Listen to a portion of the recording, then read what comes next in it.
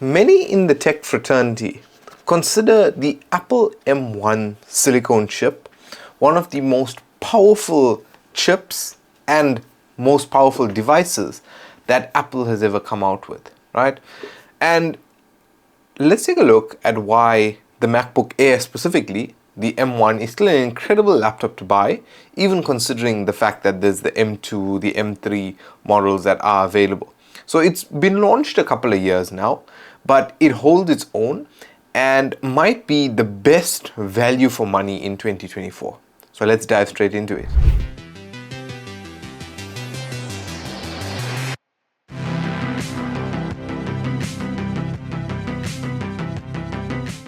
So when it comes down to the first thing, we have to talk about price to performance.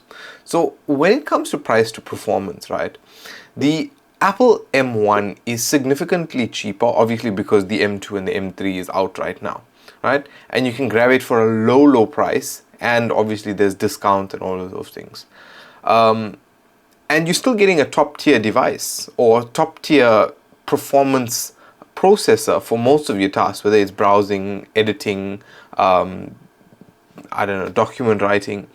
And the M1 chip is more capable of handling tasks like this. So unless you're someone that's pushing your laptop to the extremes with 4K video editing and high-end gaming, the M1 performance is still going to feel almost identical to newer models at a lower cost. And many think that the M1 was actually overspec'd because it was the first chip that Apple released. And when it came to the M2, they didn't really know because they put so much of gas and so much of power in the M1. The M2, there was not really much to go. When it comes to the second thing we have to talk about, that is now power efficiency and battery life, right?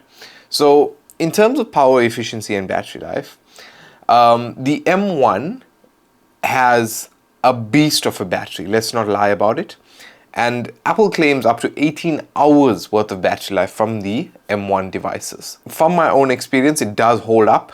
This laptop goes weeks and weeks without me having to charge. Granted, I don't use it every day. But even in the case of the one time that I did travel to Comic-Con or Rage or whatever, and we used the laptop flat out, we used the laptop virtually for 2 days, and only when I got home did the laptop need to be charged.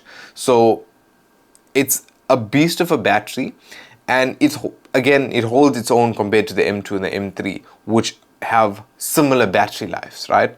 You're not getting a huge leap, but the M1's power efficiency is still excellent, and partially because of the architecture, which is highly optimized for lasting longer or long-lasting use.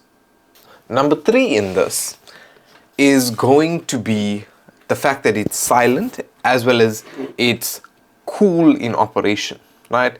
So one of my favorite things with the Apple M1 MacBook Air is the fact that it's completely fanless, right? It runs silent and totally silent. You might be hearing more ambient noise in the NAS than this laptop actually running. And I do know I have a noisy laptop for work, so I know what noise is. But it's great for whether you're in a quiet environment like a library or a classroom or even an office. And no fans mean no noise. And the M1 chip is actually so efficient that the laptop barely heats up. I mean, even when we're rendering videos, 15-20 minutes render, the laptop barely even heats up. And even in long uses, we barely see any difference in the heating. Now, we also have to talk about the everyday performance between the M1, the M2, and the M3, right?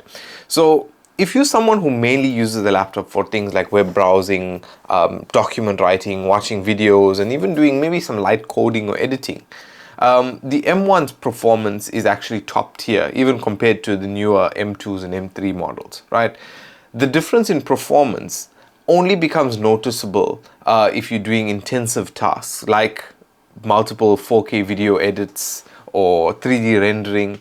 But I mean, for 90% of the users, the M1 is powerful enough. And again, like how I said, most people felt like the M1 was overpowered being the first chip that Apple released. So now, speaking of performance, the Apple's M1 8-core CPU and GPU can still handle casual content creation, like how we do, and it handled it incredibly well.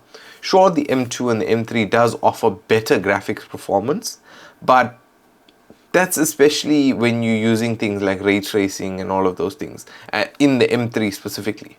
But unless you like a professional video editor or a 3D artist, the M1 is a great option, even for photo editing, Lightroom, even some casual gaming, because I tried the FPV simulator on this, and it's decent.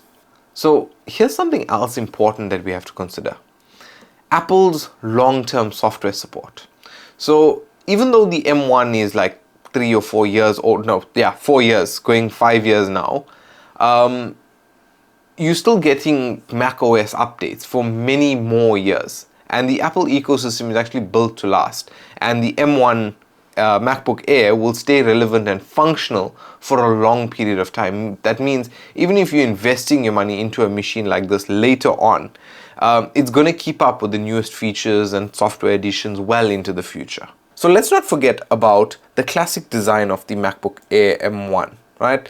It's an ultra-thin, lightweight device that has incredible portability. That's perfect for students, travelers, and anyone who needs to work on the go. And that was one of the main reasons that I purchased this, because of how light it is, how powerful it is, as well as the amazing battery life.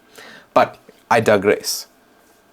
Plus you get, obviously, the ability to use the Magic Keyboard, which feels great to type on, as well as the Retina display, which is amazingly sharp and bright and very color accurate for anything from Netflix watching to creative work and video editing and all of those things.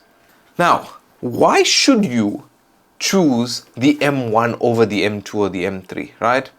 So let's break it down. Number one is price. Simply put, the M1 is the most affordable option right now, and you're getting more than enough performance for your everyday use. Number two, performance. For most users, you're not going to notice any difference between the M1, M2 or M3 for things like web browsing, emails, editing. I barely even notice the difference, and it's not like it's slowing me down. Number three, battery life. So the M1's battery is excellent, like how I've said, and you're not losing anything comparing to newer models.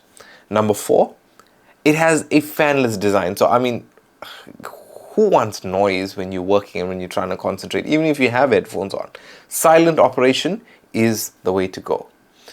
And number five is longevity. So with their obviously long-term software support, you're buying a laptop that's going to stay relevant for many, many years to come. And for everyday users, students, professionals who don't need extreme performance, the M1 MacBook Air is still a fantastic buy in 2024. So, to round up, should you still buy the M1 MacBook Air in 2024? Absolutely. Especially if you're looking for a great performance to cost device at a low price, without sacrificing things like portability, longevity, battery life. While the M2 and the M3 bring impressive upgrades, right, to their respective devices, the M1 still offers a premium experience for a lot less now that those two generations are available. But guys, that has been my thoughts on the MacBook M1 Air of 2020. Let me know if you agree with me in the comment section below, and if you do have any thoughts, also drop them in there. Let's have a little chat, a little bit of a war, whether we think the M1 is still relevant or not. But guys, if you enjoyed this video, you can let me know by giving a like rating if you did. If you aren't already subscribed, make sure you subscribe so you don't miss on any of our future videos. Guys, thanks for watching. My name is Prashan, and I will catch you in the next video.